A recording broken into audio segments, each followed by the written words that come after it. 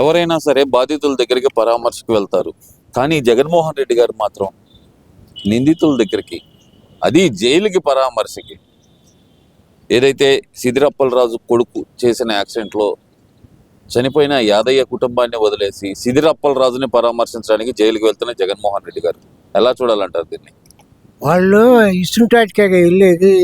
ఏడైతే బాగా పక్క గోడ ఇళ్ళకి దారిలో గోళ్ళ కడతారు, లేకపోతే అక్రమంగా చేసే పనుల వాళ్ళకి సపోర్ట్ ఇస్తాడు జగన్మోహన్ రెడ్డి గారు. ఎందుకంటే ఆయనకి వాళ్ళ వల్ల లాభం ఉండిద్ది. ఐఏఎస్ ఆఫీసర్లు పెద్ద పెద్ద చదువుకున్న వాళ్ళు కూడా వీళ్ళ మూలాన వాళ్ళ క్రాప్లో పడి జైలుకి పోతున్నారు తప్పట్లా. ఇప్పుడు ఏమైంది, ఈయనేమయ్యాడు, జోగి రమేష్ గారు కుటుంబం అమ్మవారి దగ్గర దీపారాజన చేశాడు. వచ్చి ఏది అలోలియా మతంలో ఉండి అమ్మవారి దగ్గర దీపం చేశాడు. కుటుంబం ఏమైంది, సర్వనాశనం అయిపోతుంది. ఇలా ఆ దెబ్బకి అట్నే వీడు చేసే దుర్మార్గం పనులకి పోతాడు. ఈయన కూడా కొన్నాళ్ళకి దుర్మార్గంగా పైన భగవంతుడు అనేవాడు ఉన్నాడు, 4 పాదాల మీద నడిపిస్తాడు ధర్మాన్ని. ఈయన పోతాడు, పలకరిస్తాడు. పలకరియాల్సింది ఎవరిని? బాధితులను పలకరియాలి ధర్మంగా. పలకరించి అబ్బాయి నీకు 20 లక్షలు ఇస్తున్నాను, మన మరి అమ్మోడు రాంబాబు చేతి ఇప్పించాడు కదా 20 లక్షల వాళ్ళకి, అట్నే 20 లక్షలు 50 లక్షలు ఇచ్చినట్టు అబ్బాయి, లేకపోతే నేను రావట్లేదు ఇచ్చిన రమ్మంటే ఆ కుటుంబం బాగుపడుతుందని చెప్పాలి. అదేమంటే నేను ₹1,00,000 ఇస్తాను, మీ అమ్మాయి ఆయన్ని మా ఇంట్లో పని మనిషిగా ఉంచమును, ఇట్లాంటి దుర్మార్గం పనులు తెలిసి ఆయన మైండ్లో ఉంది. మంచి ఆలోచన అనేది ఎక్కడ రాదు, పుట్టదు, పుట్టబోదు. అందుకని గిన్నీస్ బుక్లో ఎక్కబోతుంది గొడ్ల పార్టీ అని ఒక పేరుగా. అంటే ఇది అసలు ఎలా చూడాలి? ఇప్పుడు సిదిరప్పలరాజు జైల్లో ఉన్నారని అక్కడికి వెళ్ళి పరామర్శిస్తున్నారు. అక్కడికి వెళ్ళి ఆయన అంటుంది ఏంటంటే కనుక ప్రధానంగా అసలు ఇవన్నీ తప్పుడు కేసులు పెట్టారు, ఆయన ఎదుర్కోలేక తప్పుడు కేసులు పెట్టారు అనే మాట అంటున్నారు కదా. మరి వాస్తవం కాదు అప్పలరాజు కొడుకు చేసిన పని. మరి పైపెచ్చి ఏమీ తెలియని అమాయకుడిని ఇది చేసి వాడిని తప్పుదారి పట్టించి జైల్లో పెట్టేయాలని ఆలోచన చేసింది. సీసీ కెమెరాలు ఉండబట్టే కదా పుట్టుకోగలిగింది. అప్పలరాజు వాళ్ళు కాదు, ఇంకా ఉన్నారు. రోజా బాద్ది, అమ్మోడు రాంబాబు పోతాడు, వీళ్ళందరూ వాళ్ళ పార్టీలో మినిస్టర్లు చేసిన వాళ్ళలో ఏ 2-3 తప్పించి హిందూ మతంగా ఉంది. కథవాళ్ళందరూ యేసు మతంలో ఉండొచ్చు, తప్పు లేదు.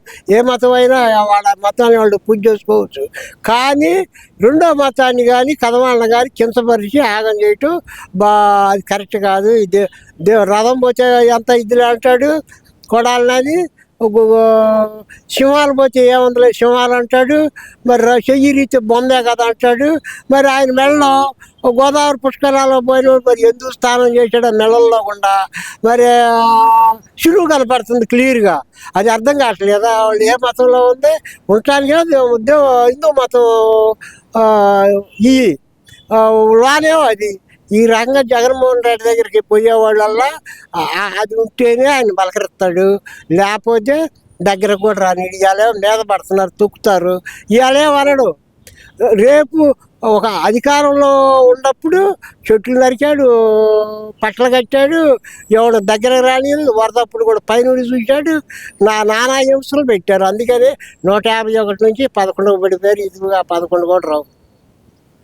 అంటే ఇక్కడ పదే అసలు జగన్మోహన్ రెడ్డి గారు బయట నుంచి ఎన్నో విమర్శలు వస్తున్నా తన నాయకుల్ని కాపాడుకునే పనిలోనే ఎందుకున్నారంటారు? తప్పు చేసిన తన నాయకులను కాపాడుకునే పనిలోనే ఎందుకున్నారు అనుకోవాలంటారు?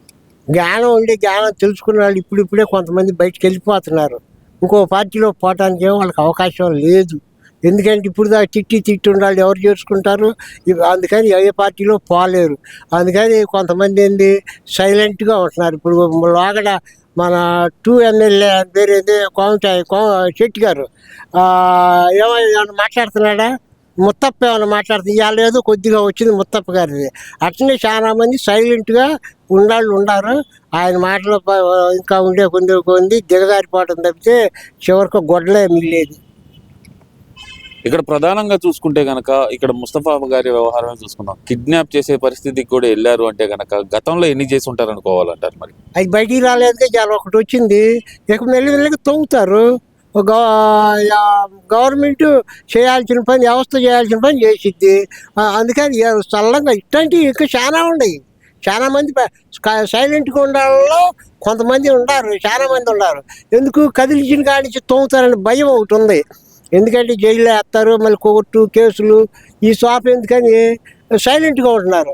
అయినా కూడా ఇంకా 3 సంవత్సరాల టైం ఉంది కాబట్టి ఒక్కొక్కరిని ఏరినాక లోన్ వేయడానికి చేస్తారు. కానీ అందరూ ఒకసారి వేయరు, గ్యాపులుగా వేస్తారు. మతం మారిన అతను జోగి రమేష్ గారు దుర్గమ్మ దగ్గర ప్రమాణం చెయ్యటమే అతనికి శాపం తగిలింది అనుకోవచ్చు అంటారు. కంపల్సరీ 100% కంపల్సరీ ఆయన శాపం ఆయనకు తగిలింది. ఎట్నే ఇంకా ఉండాలి సన్నాసులు. ఆ సన్నాసులు కూడా ఇప్పుడు మళ్ళీ ఎట్నే అక్రమంగా సంపాదించిన డబ్బు ఎప్పుడు ఎవరికి అక్కిరాదు. కష్టపడి చేసిన వాళ్ళకే 30% కానీ 40% ప్రజాసేవలో పెట్టుకుంటే అది దేవుడికి పెట్టవచ్చు, మానవత్వంగా వెనకబడ్డాళ్ళకి పెట్టవచ్చు. ఇప్పుడు అప్పలరాజుకు బాధితుడు ఉన్నాడు చూసా, రాజు ఆయన ఒక యాదవులు అతను, అటువంటి వాళ్ళకి ఇవ్వచ్చు. చదువుకునే వాళ్ళ పిల్లలకి ఉత్తరాయించవచ్చు. అట్లాంటి పనులు చేస్తే ఏదైనా ముందు బిడ్డలుతారు, మంచి జరగడానికి అవకాశం ఉంటుంది. ఎందుకు చెబుతున్నానంటే మాకు 3 తరాలు 4 తరాల నుంచి మా ఆస్తులు కదలకుండా వస్తున్నాయి. ఎందుకు వస్తున్నాయి అంటే ఆ రోజు నుంచి ఈ రోజు కూడా మా నాన్న కానీ మా తాతలు కానీ, మా తాత అంటే నాకు తెలియదులే, మా నాన్న కానీ నేను కానీ ఇప్పుడు కూడా వచ్చిన సంపాదనలో ఆస్తి పెరగకపోయినా కూడా ఉండదాన్ని ఏదో రూపంగా ఖర్చు చేసుకుంటూ వస్తున్నాం. తినడానికి ఉండడానికి అన్నీ భగవంతుడు బాగానే చూస్తున్నాడు, ఇబ్బంది లేదు, అన్నీ బాగానే ఉండి. అట్నే ప్రతి మనిషికి కూడా కర్మ అనేది ఒకటి ఉంటుంది. వాళ్ళు ఎవరు చేసిన కర్మ వాళ్ళు పట్టి పీడిచ్చిద్ది, అది దెయ్యమై పట్టిద్ది, ఆడికి పోదు. మనసులో వాళ్ళకి గిలి ఒకటి ఉంటుంది. తప్పుడు చేసిన వాళ్ళకి ఆ గిలి ప్రకారమే వస్తారు వాళ్ళు. అంటే ఇది ప్రధానంగా చూసుకుంటే గనక మహిళలకు రక్షణ లేకుండా పోతుంది ఆంధ్రప్రదేశ్లో అంటూ వైసీపీ మహిళా నాయకురాళ్ళు రోజా గారు కానీ వీళ్ళందరూ మాట్లాడుతున్నారు. మరి జోగి రమేష్ కుటుంబంలో జరిగిన దాని గురించి మాత్రం ఎందుకని మాట్లాడట్లేదు అంటారు? అక్కడ ఉన్నది మహిళ కాదనుకుంటున్నారా వాళ్ళు ఏమన్నా? ఇప్పుడు 175 నియోజకవర్గాలు ఉన్నాయి. 175 నియోజకవర్గాల్లో మహిళలు చాలా మంది ఉన్నారుగా. ఆ రోజు మరి గుంటూరులో బస్ స్టాండింగ్ కాడ దారుణంగా చేసిందా పలకరించారా? అదే బాపట్ల దగ్గర ఆ అమ్మాయిని తమ్ముడు ఇచ్చేసాడని అక్కడ ఇబ్బంది పెడితే తమ్ముడిని గోట్లో గుడ్డలు ఎక్కి చంపేశారా? మరి మూతి కట్టుకున్న డాక్టర్ గారిని చంపేశారా? వాళ్ళని ఏమైనా పరామర్శించారు ఈ సన్నాసులు? ఈ యదవలు ఎప్పుడు ఇట్లాంటి వాళ్ళ ట్రయల్ చేయరు, కానీ ఇట్లాంటివి మటుకి జరగకపోయినా జరిగినాయి అని పుకార్లు పుట్టిస్తూ ఉంటారు. మన లోకేష్ బాబుని రాజీనామా చేయమంటారు. దానికి ఎప్పుడు ఇచ్చింది అది? సెంట్రల్ గవర్నమెంట్ ఏంది, దీనిది ఏంది? ఏడన్నా ఒక్కటన్నా రుజువు చేస్తే సవాల్ ఇచ్చినాడు 3 సార్లు లోకేష్ బాబు. మరి ఇసిరితే ఒక్కడు రాలేదు. అదేమంటే ఆ పేరు నేను వస్తానంటాడు. దేనికి వరకు వస్తాడు ఆయన? దేనికి పనికి వస్తాడు? ఎమ్మెల్యే కాదు, ఒక దేనికి మరి రోగడి చేసి చేశాడేమో. ఇలా ఉండాలి కదా. రమణమూరి జగన్మోహన్ రెడ్డిని దమ్ముంటే లోకేష్ మీదకి సవాల్ ఇచ్చినాడుగా. సవాల్ ఏందో పబ్లిక్లో వ్యక్తి రమణమూరి వచ్చే తేలిద్ది. పసా ఏందో జగన్మోహన్ రెడ్డి పసా ఏందో, లోకేష్ బాబు పసా ప్రజలకు అర్థమవుతాయి కదా పబ్లిక్లోకి వస్తే. ఏం లేకుండా వారు చేయండి.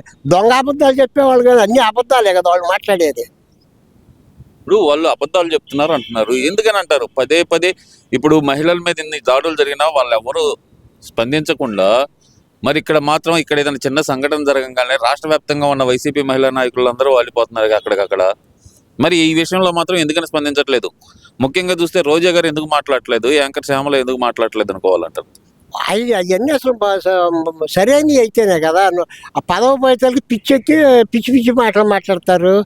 ఎప్పుడు చంద్రబాబుని తీసేద్దాం, ఎప్పుడు లోకేష్ బాబుని లేకుండా పదవులు లేకుండా చేద్దాం, మనం ఎక్కుదామా, ఈ రాష్ట్రాన్ని అడిగిపోలు చేసి ఇప్పుడు రాజధాని అడిగిపోలు చేశారు కదా. అప్పుడు ఎందుకు కోర్టులో పెట్టి బాగు చేస్తే కానీ పోటుకు రాలేదు కదా. అట్నే వాళ్ళు చేసే పనులన్నీ అట్నే ఉంటాయి. వాళ్ళు మాట్లాడతారు. పంజమాలు కుక్కలే ఉంది, కుక్కలు అరుస్తూ ఉంటాయి. మంచివాడు పోతూ ఉంటే కుక్కలు ఎనమాలు అరిస్తే ఏం చేయలేవు. ఆ పిచ్చి కుక్కల కింద లెక్కాయి. Thank you.